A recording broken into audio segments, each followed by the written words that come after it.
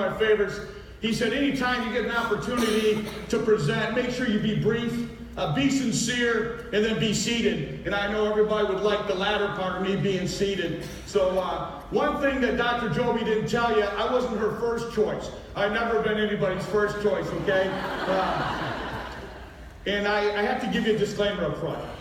I watched the who's who of doctors yesterday come in here and present, and I was extremely impressed with the depth of knowledge that they have.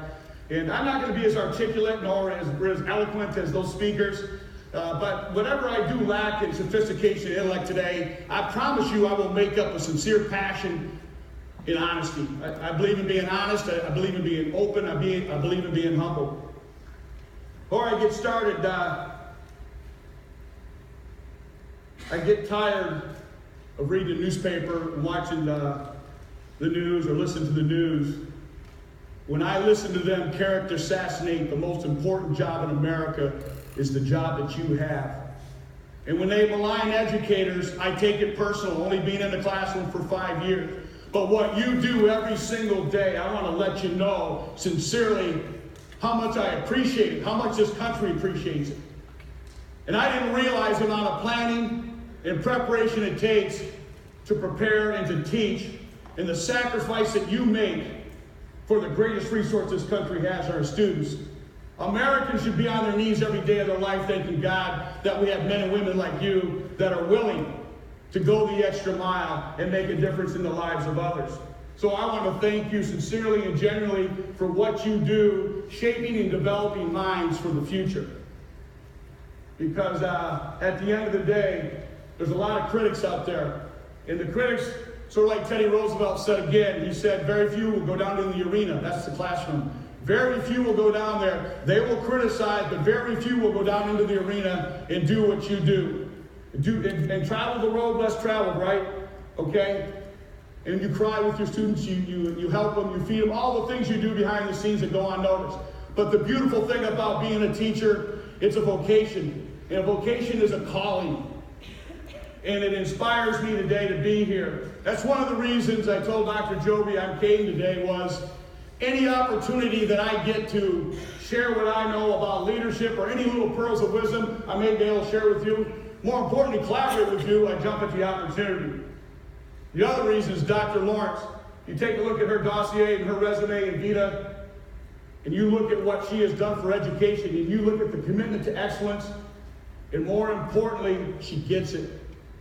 She gets it. It's about the student. It's about what can we do. I'm at the end of my movie, okay? Or in the fourth quarter of my life, okay? That's how I look at life, okay? That's how I look at life, I'm going to be honest with you.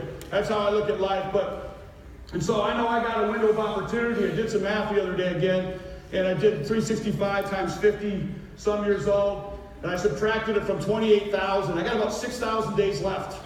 Okay? I got about 6,000 days. The measure of each and every one of you here today, though, is what you do with the time you have left and to make a difference in the lives of other young men and women. Now a little bit about me, Dr. Joby. Anytime someone speaks about your accomplishments and things that you have done to be successful, it's extremely humbling. In America today, unfortunately, we've got an element that whether it's the President of the United States that are very, very self-aggrandizing, right? We're going to talk about how great we are. We're going to read our press, right? Then we're going to believe our own press. I aspire to the Harry Truman, where he said, it's amazing what you can accomplish when no one worries who gets the credit. And I talked to Dr. Lawrence. All she did was talk about the support staff. All she did was talk about the educator. Again, humility is the foundation of excellence. You saw a little bit of the humility in the video. But that's one of the big reasons I do what I do. I come from a small town in northern Michigan. One stoplight, couple drugstore, couple bars. 90% of us were bussed in from a rural area. I came from a big Irish family. We had 6 kids. My parents, I believe, gave me the greatest gift that a parent or a teacher can give a student, and that is they believed in me, and they said, never let anybody break your spirit. Never let anybody ever break your spirit. That is your spirit. And the passion that you see with me today is the passion I carry every day. I get up every single morning thinking someone's going to do something great today, and that's me. And you know what? I fall short every day. But I at least get up with a good attitude that I'm going to go make a difference, like you do every day. What am I going to do? I came from a family of teachers. My grandmother, she started the cycle back in the early 1920s and late 30s in Detroit, Michigan. She was Catholic, she was Irish, and she was single. Not a good combination back then. Irish and dogs stay off the grass. Irish need not apply with some of the signs she told us about. But that was just the way it was. But she showed us that if you're willing to pay a price, you can go get what you want. So that's part of some of the fire and she told me the greatest gift that we can give is when you do something for someone that can't do anything in return. She was 95 years old, Dr. Joby. She told me the greatest gift we can give is when we give something to somebody that cannot do anything in return for us. That sticks with me today, and that's why we do what we do. Right? That's why we do what we do. My father taught for 30 years. My stepfather taught for 30 years. My brother is 29 years old. He's in the back. He's the smart one in the family. Now, Dr. Joby did not tell you about GPAs, but if it wasn't for me in my high school, there wouldn't have been an upper half. Okay, you got to have guys like me and Hunt. Okay, you got to have a lower half to have an upper half. Okay, so there's overachievers, and that's my brother. And I got a sister who's been teaching in Denmark for 20 years. She taught in Ireland. She taught in Singapore. So I come from a family of teachers. And I tell you, I've only been teaching for 5 years. Boy, I lived teaching vicariously through them. And I didn't realize how hard it was. So that's a little bit of background. I'm 17 in a small rural area. Who in here comes from a small rural area towns? Okay, so quite a few people here. I came, like I told you where I came from. There's 3 options when you're in the 80s, early 80s. I'm dating myself here. In our small town, you either went to service or you went to college. I just told you it wasn't college material. And you get a job. And so I said, well, I'm not college material. Okay, I understand that's okay. But I'm going to go follow the footsteps of my great-great-grandfather. My great-great-grandfather took the surrender at Appomattox. He fought at Little Round Top in Gettysburg. He came over here in 1848 with a case of hustle and some Want-To water. You like that, Amani? Yeah, okay. He came to this country with a good attitude. 1848, he shows up like our modern-day immigrants, right? Like our modern-day immigrants. He comes here. He's 42 years old. They say, hey, you're going to go fight with the 16th Michigan up in this place called Gettysburg. I guess they're having a picnic up there in July of 1863. It wasn't a picnic, okay? But he was a private in the Union Army, and then he took the surrender at Appomattox. And so I wanted to follow the lineage of that great military tradition in the Quinlan, Long, Garland lineage. So my brother served, my dad served. I was like, hey, I'm going to go serve. Unfortunately, my dreams came to a screeching halt. I was in a bad car accident, shattered my hip in 16 places. Doctor says you'll never run again, play a contact sport. 10 marathons later, 25 triathlons later, 27 years later in the Marine Corps.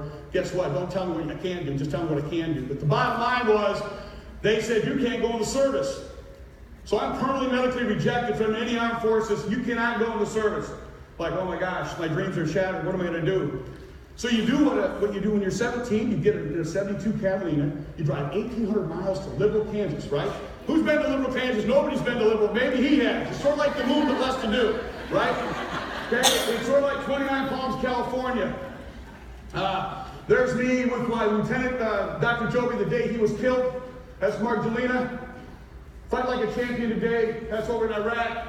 That's me. I'm a diehard Irish fan. Don't hold it against me. I was happy you guys beat Michigan last year. There's my brothers and sister. One missing there is my brother Michael, who is the one I wanted to follow his footsteps. Unfortunately, we lost him, and he lived in Oregon. And he beat to a different drummer, but he was the bright one of the family. But I'm a family man, so you sort of got that. I can't go into service. I dabbled in school for a little bit. Joined the Marine Corps. Well, how'd you get in? The Air Force said you're permanently medically rejected. For some reason back then, they didn't have all the databases or whatever. And the Marines would say, we'll take him. Hey, we'll take anybody. So, hey, we're going to take this guy. Okay, so I get there, and when I had a little bit of college. Got my associate's degree at Hawaii Pacific University. Got to go to Hawaii for 3 years. I got my degree at Central Michigan University. The Marine Corps sent me back to college to get my degree. For 18 months, I got to go 21 credit hours a semester, and I knocked it out. And I got my bachelor's and went on to get my master's in military studies.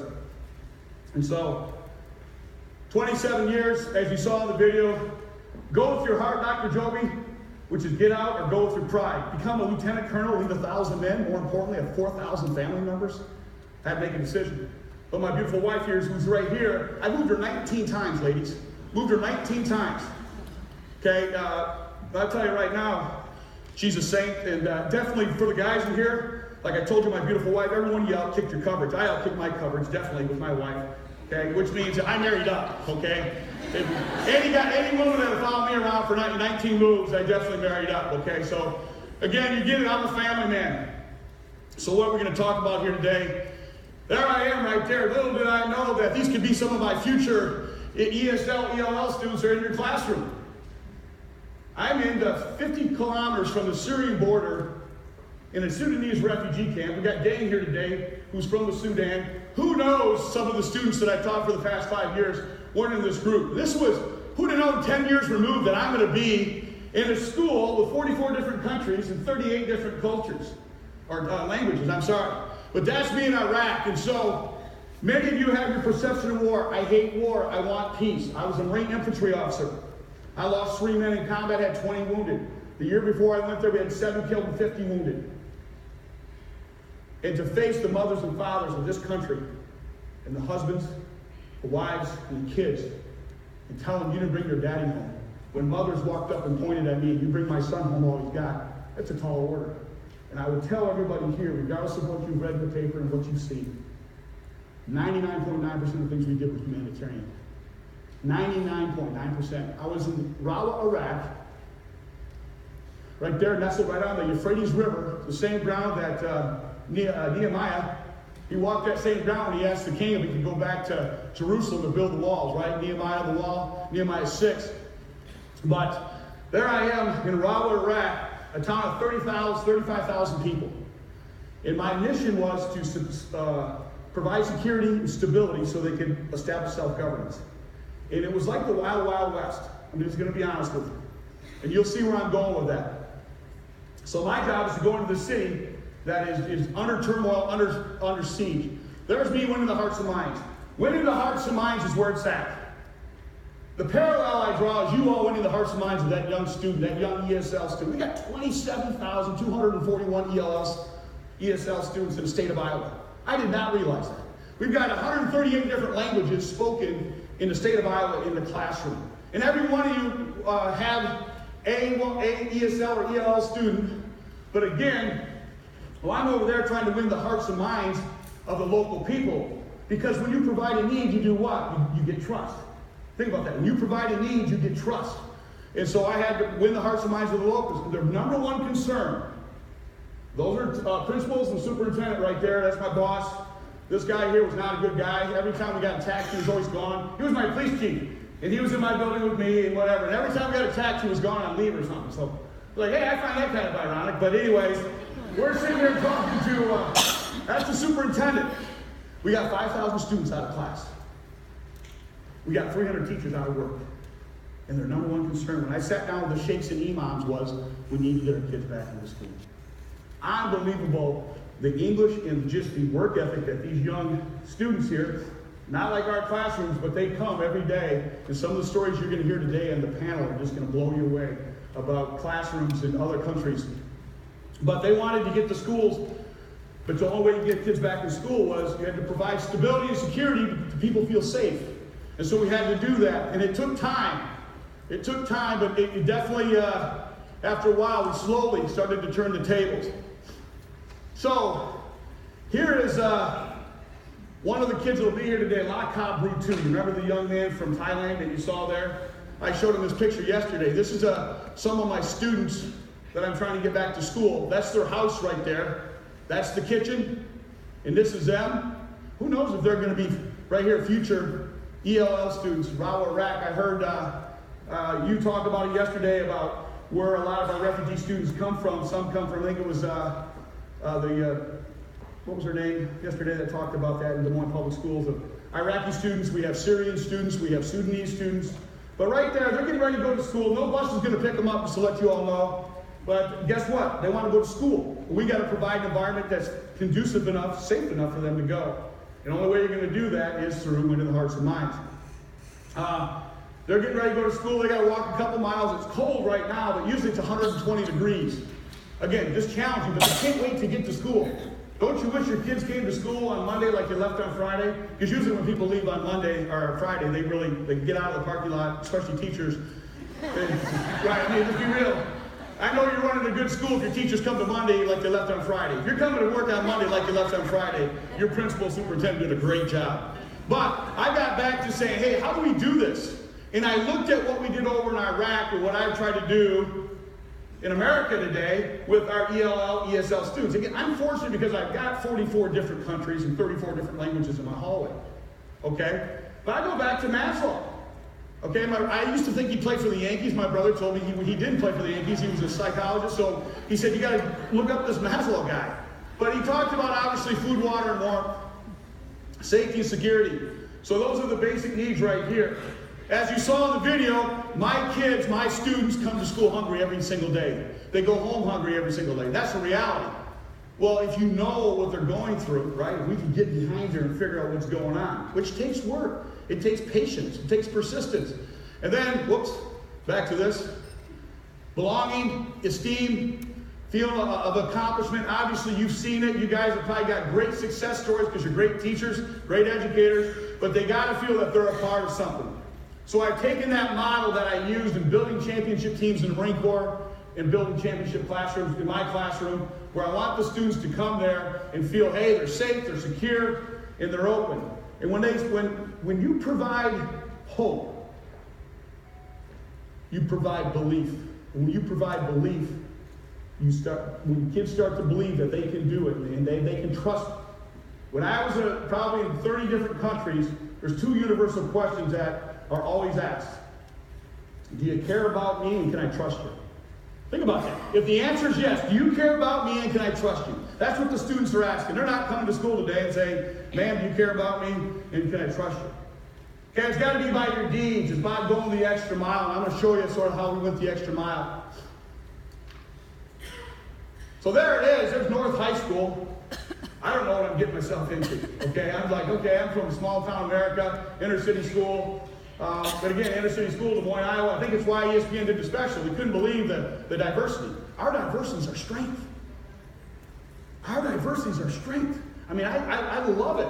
I embrace it. I don't come to school for the superintendent, the principal, or I come to school for the kids, as do you.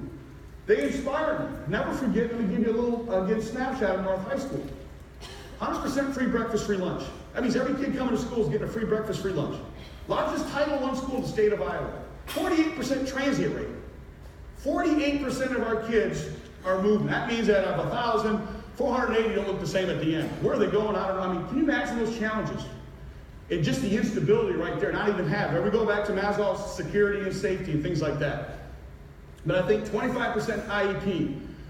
So behind the 501 Holcomb is where that's located. Those kids that come in that door every day, they want to be loved. They want someone to say, I believe in you, I love you, I care about you. And I know that sounds corny coming from a Marine, but that was okay. When I was in the Corps and I lost men, they said, you're too close to your Marines. It's going to hurt when you lose them. I said, it should. I know there's a fine line between teachers and students. I understand that. Overall, I knew, guess what? There's a filial love that I had for my young football players.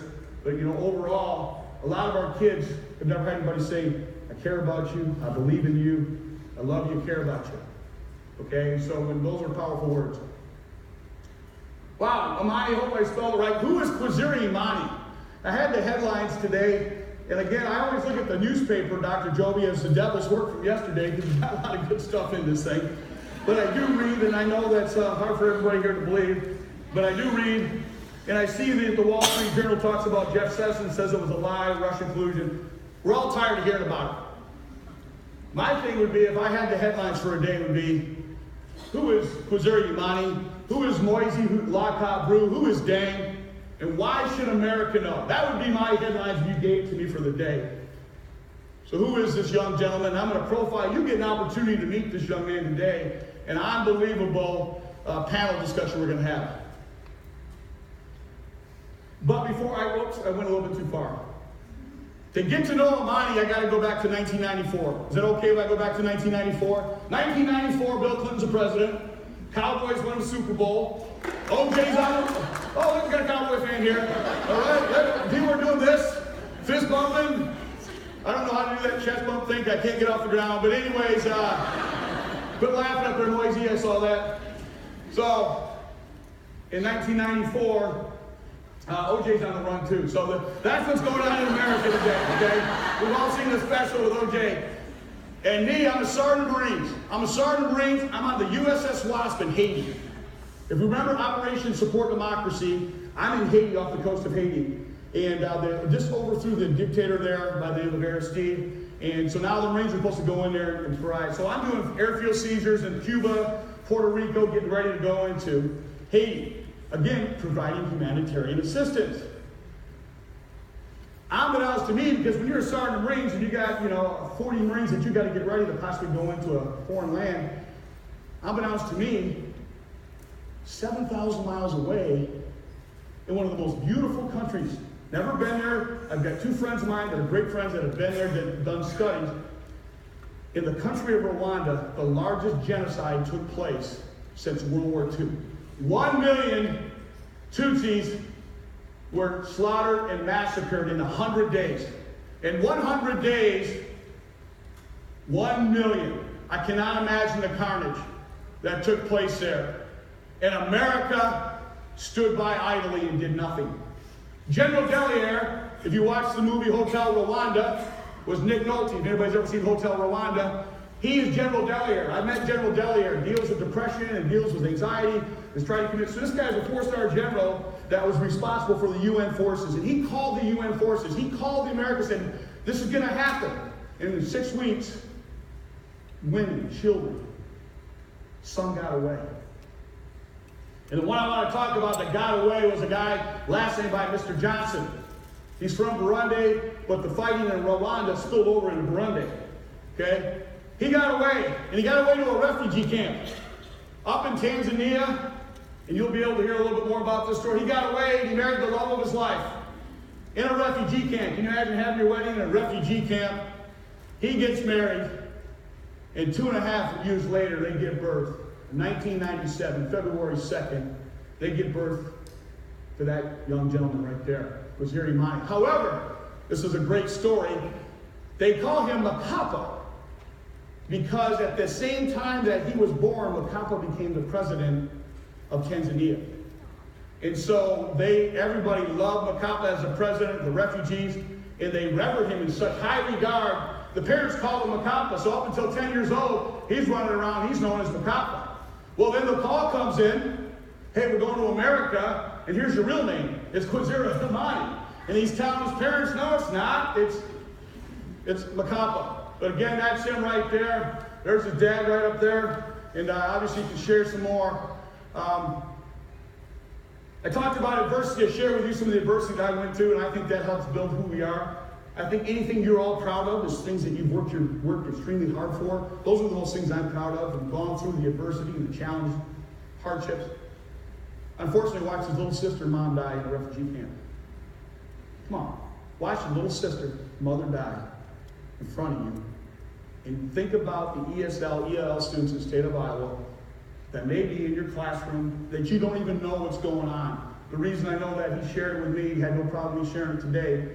But again, unbelievable. He shows up on our doorstep in Des Moines, Iowa. So you're in a refugee camp. You show up, not at Harding, was at Macomb, I think Macomb Elementary School, but then he's getting ready to go to Harding. They're going to talk about education there and education here, and it'll blow you away on how much they're challenged in that refugee camp and how they were challenged. So I think I sort of prime the audience to ask those type of questions. He gets there. Him and Moisey, one of the other young men, he's in another refugee camp. But they don't know each other at the time. So they're both in this refugee camp and they don't know each other. And they come to America. Moisey tells the story last night over dinner at the house. His dad gets there, doesn't speak any English at the elementary school, and just walks in and says, here. And Moisey said, doesn't speak any English. And there he is. Where was it? What school was that? What was it? Monroe Elementary. So there's Moisey, doesn't speak any, he's from the Congo.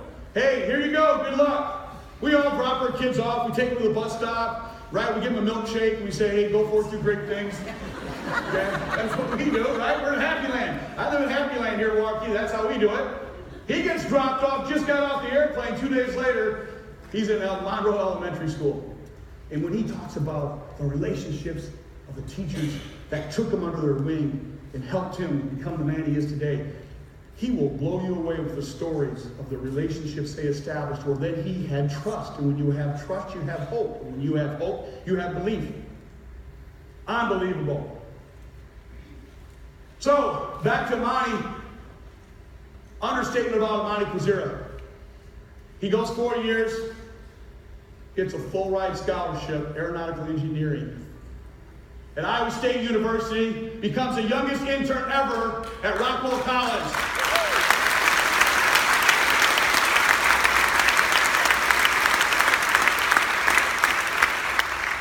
And he's with us today. Go ahead and stand up. He's got your orange shirt on right there. Monty, go ahead and stand up.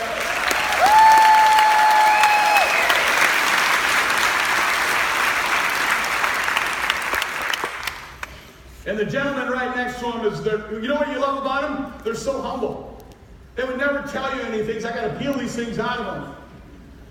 But I want to let everybody know, every one of your students got a story. Every one of those stories are worth telling.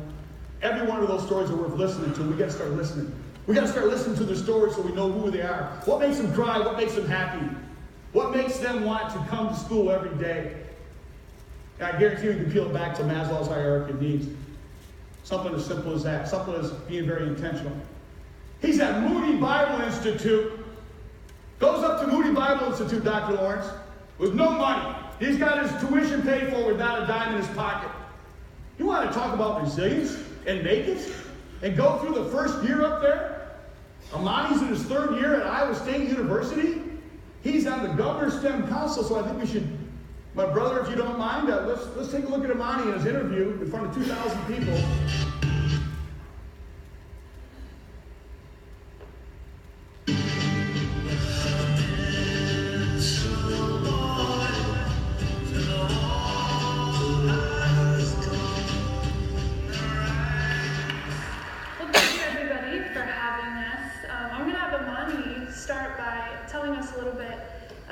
I know Jeff already kind of introduced you a little bit, but maybe just tell us a little bit about who Amani is and what do you do on a daily basis, just the basic story.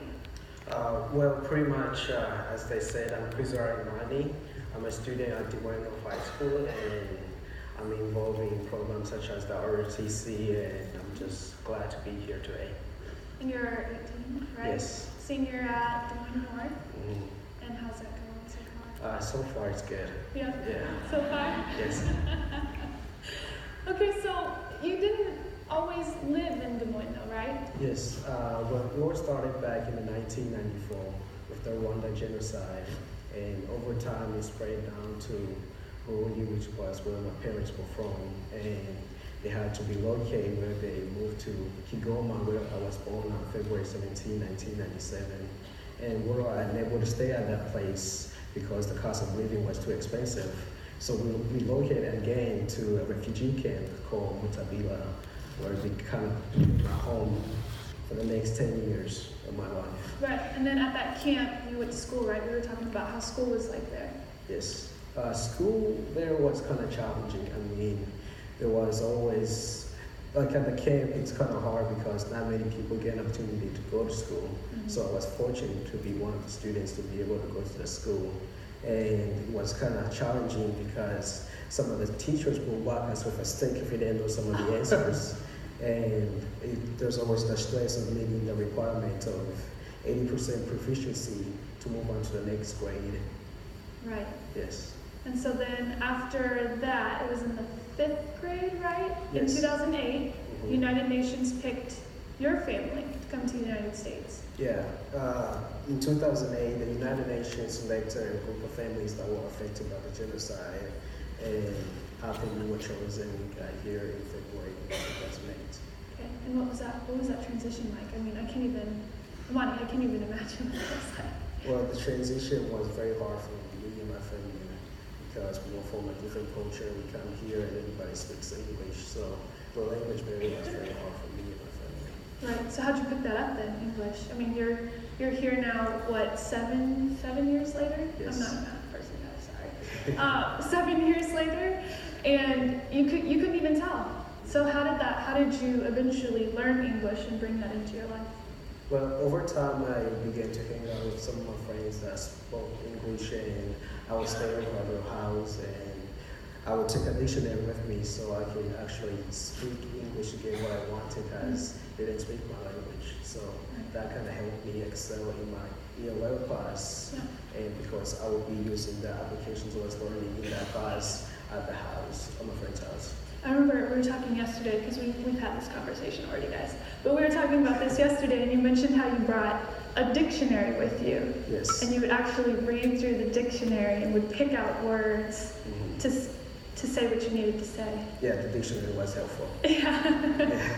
I bet. So what was something when you came to America that was just, what? They do that here? What is this? One of the things that shocked me is that students are actually able to engage with teachers. I don't have to run away every time I see my teachers now. Because I'm not afraid of being whacked by a stick now. And just just a different environment with all the fast food and everything. I am used to just being able to eat fruits that you plant from your garden or something like that. Right. So that's what I was saying. I was telling him yesterday. I was like, well, I'm coming over to your house to eat because it sounds like they eat pretty good. Yeah. Growing stuff in their own backyard. Yeah. Yes. So then it was in 8th grade, right, that you mastered. You finally had mastered English enough that you were able to transition into your 8th grade or into your traditional classes with students your age. What's happened since then? Ever since I have been able to finish all the classes that I'm required to take to graduate high school, and over time I decided to challenge myself and take AP courses. I'm currently taking 5-year AP classes just to get myself ready for college and just get in that background and challenge myself and get ready. Right. And then you're in ROTC also. Yes. Right? Yeah, I am involved with the ROTC program. I've been in there for 4 years, and I love it just because it's a program that gets students we have a diverse students in that class, and we get them engaged, and we teach them pretty much the knowledge behind all of the things, and we inform them of the situations that are going on around the world. So it's kind of nice to be able to get a kid who doesn't even speak English like me and bring him in a team setting and be able to produce him and be able to excel him into his education. Right. So, All right, again, what a great, unique, I think it's important that you get to see him. That was the Governor's STEM Council. Again, I get nervous getting in front of, 5 people, let alone being in front of 2,000 people. But again, you can just see that quiet professionalism just resonate from him. Obviously, these young men that you're going to get to meet today, they're mature beyond their years because of what they've seen in their life. I think they've seen more than we'll ever see in our lifetime. One of my favorite quotes here, and I've had this all my life, about success and how it should be measured. And you look at not so much where the positions that we've reached, but anybody here, every one of you here today has had obstacles, have overcome adversity. And I've shared some stories with just Amani and Moisey. I can't wait till he tells his story. And La, you saw La's story up on the ESPN. But when you look at their ability to compartmentalize and push through those tough times, I think this is a very apropos quote that really we should be measured by the obstacles and adversity we've overcome to make us the people we are. Okay, because I believe that's what defines us. That's how we become better and be challenged. And that's what gives us I call it the well of fortitude. And the more things that we're challenged with, the easier things become when we run into adversity. And by golly, I think that's an understatement for the adversity that this young man and the other young men will tell you about. So how do we move the obstacles as educators? Again, I'm not the end-all be-all. I'm just telling you some of the things that I believe that we need to be able to do is remove the obstacles. You look at the obstacles and barriers that they had to overcome just to get here. Now it's our responsibility. In my opinion, it's incumbent upon us. We have a moral obligation. We have a responsibility to do everything we can. And I know some of you have maybe 1 or 2, or you don't have any at all. But I think, and I don't know for sure, I'm inundated every class with 8 or 9 or 10. So I'm accustomed to doing it and trying to get to know who they are, what makes them cry, what makes them happy. So the first week we're issuing uniforms and all that, but I have a profile sheet. Who is the most important person in your life and why? If you could meet one person, dead or alive, who would it be you could have dinner with? I asked that question, Dr. Lawrence, to a student. I said, who's the most influential person in your life? He said, my father. And I said, well, why? I want to ask him why he left us. I want to ask him why he left us. And I would know that unless I had done that. So when I do this profile called the Polar Roots, because we're polar bears at North, I don't know why we came up with that nickname, but we're the polar bears. And I call it Polar Roots because I want to know who your parents are, where you were born, where you came from, what's your favorite food, where do you want to be 5 years from now. I know it all sounds overwhelming, but it's true. And then I take that, and then I read through it. Then I do a one-on-one, kneecap to kneecap with my student, and we go over that. We go over where they want to be and how they're going to get there. So when they come in and say, I want to be a doctor, I meet them at the door and say, good morning, Dr. Kuvira. Sir, I want to build a hospital back in Tanzania because I lost my mother and sister. So we're going to build that hospital because we got people like you that are going to make sure that we're able to build that hospital back in Tanzania. Sir, I want to be a psychologist. And I'll ask my psychologist how she's doing today. Intentionally walk up and shake her hand. Hey, how's your sister doing? She had that surgery the other day.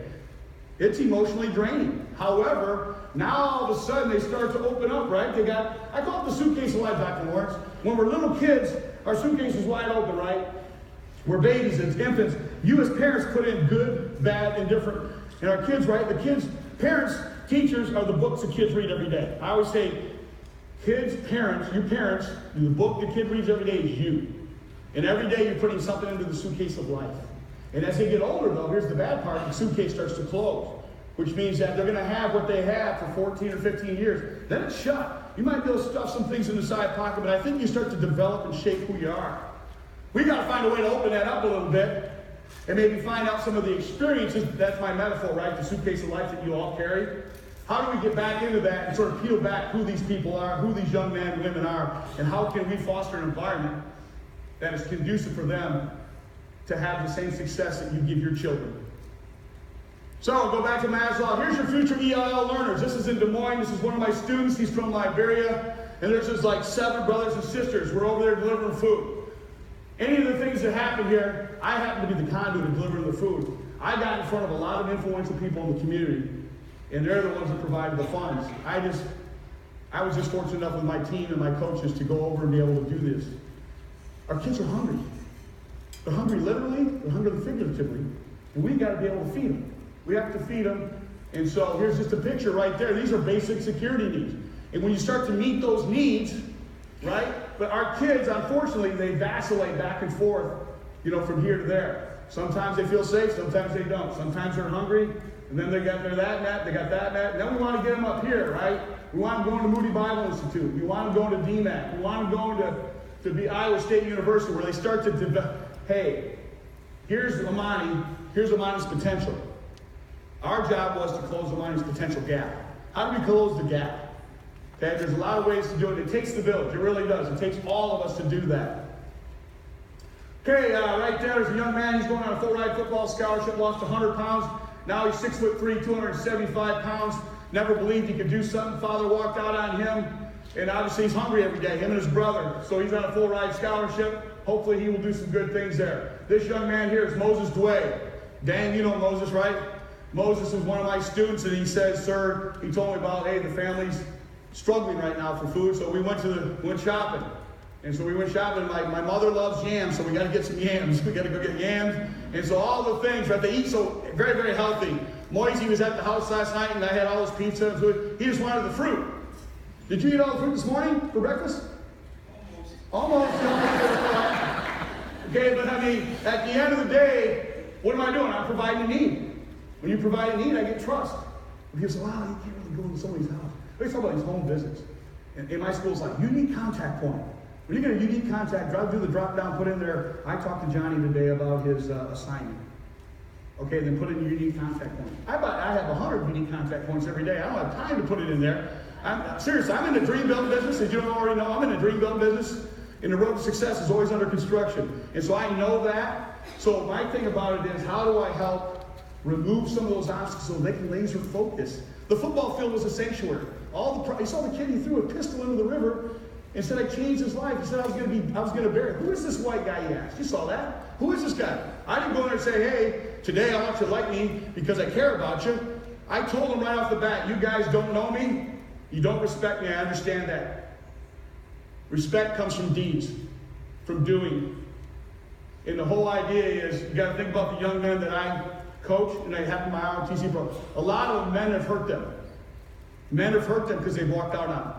And I'm just another guy walking in, and you're like, yeah, do the same old thing. Just like he said, who's this guy? He's just going to do the same old thing, and you're going to hurt me. And my father left me, my mother's boyfriend, my uncle said he would do this. He never fulfilled his promises. So there's just one of the stories right there. So I think it's important experiences. Someone says, you're not going to take 25 inner city kids to Colorado. Can you imagine 5 days, 4 nights with 20-some inner city kids? Are you kidding me? Okay, but I believe in the experience. We got to have an experience. Gestalt is the big picture, right? We got to give them the big picture.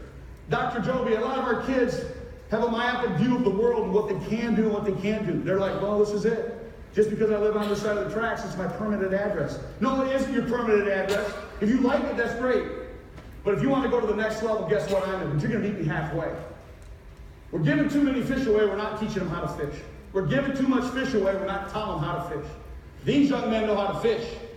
We got to teach them how to fish. So, I say we're going to go to Pikes Peak. So last year, we got on a train in Osceola, Iowa. There we are. 13 hours, Denver, Colorado. Here we go. Here we show up there. First thing I do is take them to the Garden of the Gods. We go up and climb part of Pikes Peak. It's called the challenge or something. It's a mile straight up from 9,000 to 10,000. My whole goal was to wear a mount so they'd be tired. Right, La? La, were you tired? We stayed in a hotel. We were brought in by the Denver Nuggets. My buddy's the CEO of Kroenke Sports. Brought in the Denver Nuggets. They brought a lot of their young men, #1 draft pick from the inner city, and he talked about adversity. He talked about challenges growing up. He talked about teachers and coaches. I was a Marine for 27 years. When I would ask my young men, who is the most influential person in your life? 90% of the time it was a teacher. I told you earlier, the currency, to me, the greatest currency you have is the impact you have on others. And a lot of times you don't know it. I'm in the Marine Corps and I'm asking who had the greatest impact. It's usually a teacher or a coach. Not a parent, a teacher or a coach. And a lot of the time I say, why? They believed in me. I knew they loved me. I knew they cared about me. I wanted to show these young men right here. There's probably 9 different countries right there. This kid here is from Laos. This kid here is from the Sudan. This kid here is from Burma. Right there, that's La. You'll get to meet La today. This kid right here, Mexico. I mean, this kid here, El Salvador. Just amazing, amazing bunch of young men. So we went up there for 5 days. The Denver Broncos brought us in for 2 hours and gave us the facilities tour. And then we got to the top of Pikes Peak and we took that picture. Right here, our kids never think they're going to go to college. So I convinced we're 1-0. We're 2-0 for the first time in 50 years at North. 2-0. Can you imagine that? When you won 10 games in 40 years, not 10 games in a season, Waukee, we're talking 10 games in 40 years. So we're 2-0 for the first time in 50 years. It's pretty exciting.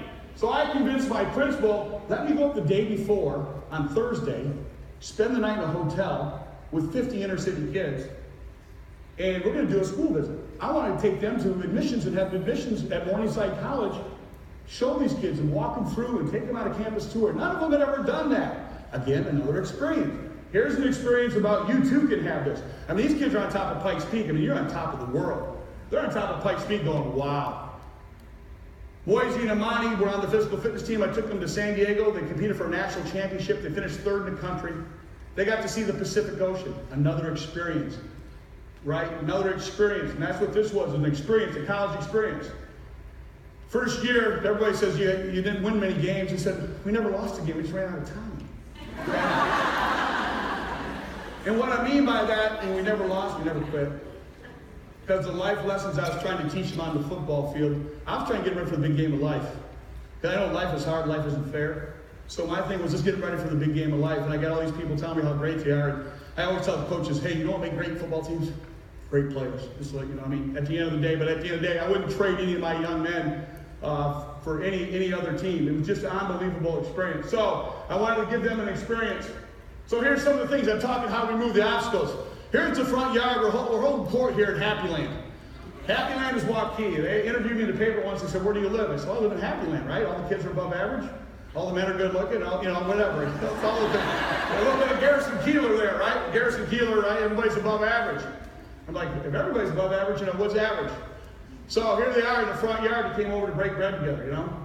Again, these are little things that I believe that I established this trust. And then, whoops. And then this young man here is in Dallas, right, gang? He's in Dallas at a prep school right now. He's from the Sudan. He's at a prep school and 2 Division I schools line. So after this year, Texas Tech or Cal State Fullerton. Academically sound. All the students up there academically sound. This young man's up at Ellsworth College. He wants to become a Marine Corps officer. He's from the Sudan. And this young man right here, dang, you see a sophomore? Freshman, okay, he's a freshman. They stopped over, let's go see Mr. Q. They're not even in my ROTC program, won't play football for me, but they stopped by the house in Waukee, and I'm sure. Other experience, and then we'll get off my soapbox here. I go to FCA camp. If you've ever been to FCA camps in Pella, Iowa, and if you can imagine, they've never had they've had 1 or 2 inner city kids go, and there's an escort with them. I get off the bus last year with 28 kids, $400 scholarship for each one of them. I get off the bus in Pella, because you know Pella, right? It's like we have Holland in Michigan, which is in Pella is sort of like the sister city of Holland, right? And some of you that go to Central College, and we showed up there for 5 days and 4 nights. They got fire hose with Jesus and fire hose with football, so it was a good experience. So how do we do this? This is like anything in life. You got to be very patient with this process. We got to be patient with the process, I believe. And my thing is you got to be relentless. You got to be persistent. I mean, it's got to be every day. It's got to be intentional. If you only went to work on the days you felt good, you probably wouldn't go to work very often. But what do? We get up every single day and we get after it because that's what we do. It's a calling. It's a vocation. And as I told you earlier, I sincerely believe that each and every one of you have made a difference, will continue to make a difference. Presence is you got to be there for them. How many times at the end of school, you guys are drained emotionally, they come into your class, and you just want a little bit of peace and quiet? I didn't realize how draining it was. I mean, you can tell I got a little bit of passion, but I'm one of those kind of guys, I'm like, end of the day, I'm like, man, I thought being a Marine was tough. This is like, And the thing is, in our school, unfortunately, the kids are needy. And if you show them you care and you love them, guess what they do? They keep coming back. And that's a good thing. Do EL students have an advantage? Here goes Quinlan. It's my theory. When you look at what makes us who we are, the tougher things we go through, there's studies out there that actually validate this. And these kids that go to these Ivy League schools and the ones that have come from, the refugee camps that come from tough upbringings, have a well of fortitude a mile deep. That means they went through some tough things. And so when they run into adversity, they actually are able to handle adversity a little bit better than maybe my son. I love my son to death, but I mean, he has all his needs and most of his wants because he lives in Hackneyland with me. Now, the sisters are mad at him because when they were born, there was no money in the house, and they're like, "You getting it?" He came along 11 years later, so he's getting to reap the benefits of being the youngest. But do they have an advantage? I believe they have an advantage, and it's up to us to tap into that well. It's up to us to get into that human potential and use that as fuel. Use that resilience as fuel and motivation to drive them to the next level. Contrary to popular belief, I told you I read. Got to have pictures. If you don't know Malcolm Gladwell, he is a good writer. He wrote a book called Blank Outliers. In this book here, David and Goliath. And it sort of reinforces my point. It's like 6 stories. And what they say is everything that we thought was an advantage is really an advantage. Goliath didn't have an advantage, is what Malcolm Gladwell said. He didn't have an advantage. Actually, David had the advantage. Moisey just memorized James in the Bible. He's up at Moody Bible Institute. I mean, the guy verbatim. But this guy here, Moisey, that's you, and this is Amani. Okay? No, but really, David had the advantage, right? David was quicker, David was faster, David was more accurate, and the big 8-foot giant was a little bit slower, had bad vision. Again, just another comparison is that we have got to learn how to tap into those resources and go back to Maslow's hierarchy of needs and use those basic needs, those psychological needs, because our goal is to get them all to that self-actualization where I believe I can and I will. That's what our goal is. And I really believe every one of us have to give our kids a reason to respect us and trust us. I think every single day, our kids have got to give us a reason to respect us and trust us. I look forward to seeing everybody at the next session here for the panel. Thank you very much.